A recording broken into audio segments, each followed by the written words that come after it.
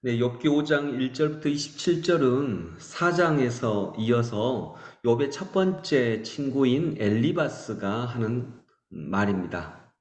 하나님은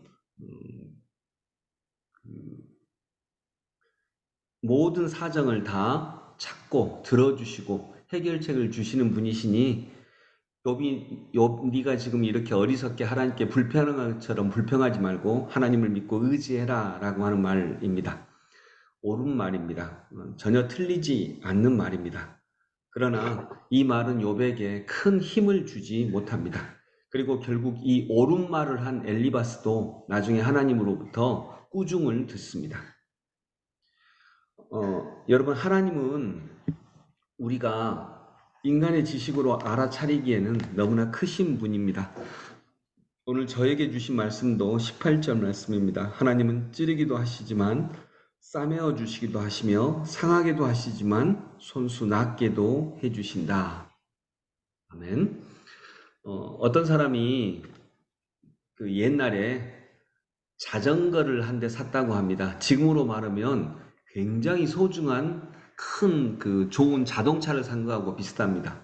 그래서 자전거를 사가지고 이렇게 타고 가다가 아주 복잡한 시장통에서 그만 자기가 이제 자전거를 새로 샀기 때문에 자전거를 놓고 와버렸다는 생각을 못 한 거예요. 물건만 들고 와버린 거예요.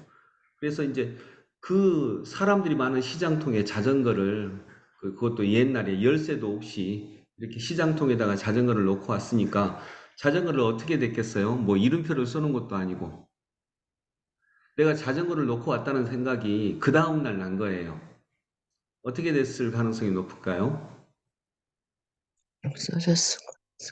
네, 없어졌을 가능성이 경험상 거의 100%입니다. 그래가지고 야, 이거 누가 가져갔으면 어떡하냐. 없어졌겠다. 분명히 누가 가져갔겠다 하고 이제 그 다음날 이 생각이 나자마자 급하게 시장통에 자기가 자전거를 놓고 왔던 곳에 딱 가보니까 막 가면서 기도했죠. 하나님 좀 자전거를 지켜주시면 좋겠다고. 가보니까 어떻게 돼 있어요? 있어. 자전거가 있는 거예요. 그대로.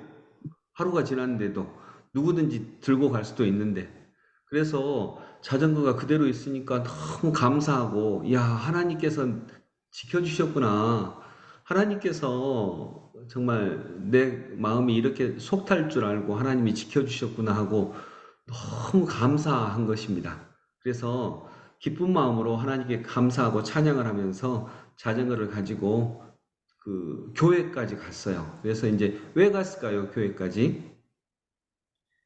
감사 기도 드리려고.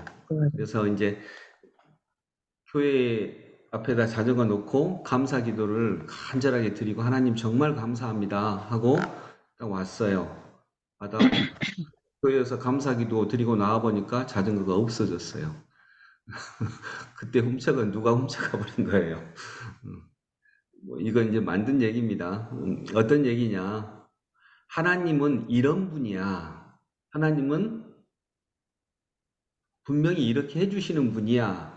하나님은 나를 지켜주시는 분이야. 하나님은 내게 어떤 고난과 어려움과 슬픔도 주지 않는 분이야. 라고 생각하면 우리는 하나님을 제대로 알 수 없기 시작하게 된다는 것입니다. 하나님은 그보다 훨씬 크신 분이십니다. 그래서 우리는 하나님은 이런 분이야. 분명히 이렇게 나를 해주실 거야. 라고 생각하는 것보다 하나님이 해 가시는 일들 가운데서 그냥 그것을 믿고 찬양하는 것이 훨씬 더 중요하다라고 하는 믿음입니다. 거기서 자전거를 잃어버린 일들, 하나님이 시장 통해서는 지켜주셨는데 어떻게 교회에서 안 지켜주시지? 이렇게 생각하면 우리는 하나님을 놓치기 시작한다라고 하는 것입니다. 그 일이 어떤 일을 만들어낼지, 그 일이 내게 나를 어떤 곳으로 인도할지 우리는 알 수 없다는 것입니다. 그래서 하나님은 찌르기도 하시지만 싸매어 주시기도 하시고 상하게도 하시지만 낫게도 해주십니다. 하나님은 자전거를 지켜주시기도 하시지만 또 자전거를 잃어버리기도 하십니다. 하나님은 우리의 생각보다 훨씬 크신 분이시다라고 하는 것입니다. 우리의 믿음은 먼저 거기에서부터 시작을 해야 됩니다. 그래서 하나님은 우리가 알 수 없는 분이십니다. 그러나 우리가 하나님은 이렇게 해야 하나님은 옳으신 분이야 라고 생각하는 그것보다 더 크신 분이라고 하는 것입니다. 그래서 이것이 이제 믿음 생활을 하면서 우리에게 더 크게 다가올 수 있기를 원합니다. 하나님은 우리의 생각보다 크신 분이십니다. 그리고 그렇게 우리를 인도하십니다.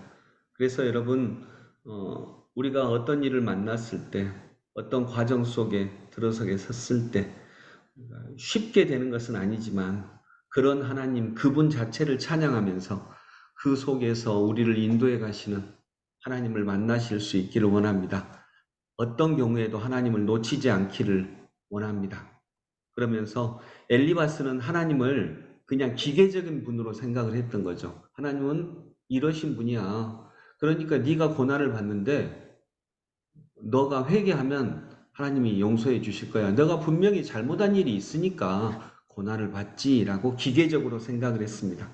그러나 하나님은 기계적으로 생각해서는 우리의 삶에서 인격적으로 만날 수 없는 분임을 믿습니다.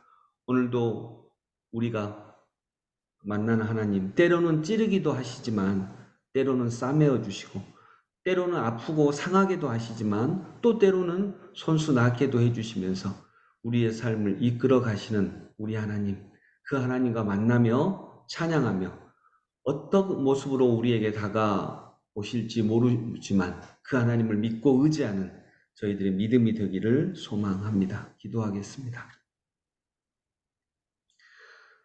하나님은 내 자전거를 지켜주시는 분이야 라고만 생각했을 때는 우리는 하나님을 어쩌면 잃어버리기가 쉽습니다. 하나님은 아프게도 하시지만 하나님은 치료하게도 하시는 분이십니다. 그 모든 것 속에서 더 깊이 하나님을 만나게 하시는 분이신 줄로 믿습니다. 그래서 우리의 삶 어떤 경우에도 우리가 찬양할 수 있는 믿음을 갖게 하여 주옵소서. 그것이 그냥 쉽게 되는 믿음은 아니지만 우리가 말씀 속에서 더 깊이 들어가며 다양한 모습으로 다가오시는 하나님을 어떤 경우에도 찬양을 놓치지 않는 하나님의 아들, 딸들, 하나님의 백성들 되게 하여 주옵소서. 예수 그리스도 이름으로 기도드립니다. 아멘.